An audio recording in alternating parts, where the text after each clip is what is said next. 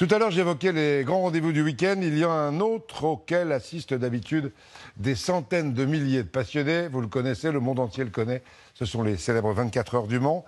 La course avait été reportée en juin. Elle a lieu, c'est ce week-end, mais sans public non plus. Au Mans, Mathieu Perrault, Sylvain Milenvoix et Frédéric Petit. Sur la piste pour le pilote, seul dans son cockpit, cela ne change finalement pas grand-chose. Malgré les tribunes vides, l'essentiel est préservé. Les 24 heures du Mans n'ont pas été annulées.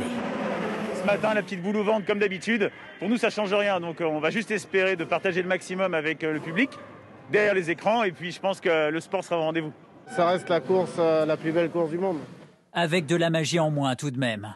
Cette année, pas de parade en centre-ville, pas de barbecue dans les campings. Pour la première fois de son histoire, la course mythique se déroule sans son public. Il va toujours manquer. On essaie juste, nous, de se mettre dans une bulle positive pour se créer une ambiance nous-mêmes. Toutes les écuries sont dans leur bulle.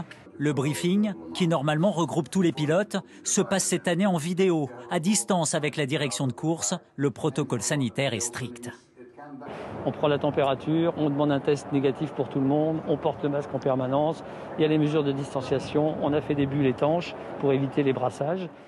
Pas de distraction extérieure cette année. Les pilotes sont d'autant plus concentrés sur la course et le circuit. Par contre, c'est interdiction de toucher ça. Ouais. Et là, tu montes là. En course, pour moi, c'est interdit. Enfin, si on allume trop la voiture. En temps normal, cette reconnaissance à pied se fait sous les encouragements des 250 000 spectateurs. Il faut trouver de nouveaux moyens de communiquer avec eux. Je pense que cette année, plus que jamais, une présence sur les réseaux sociaux est importante. Sans fans, il n'y a pas de sport automobile.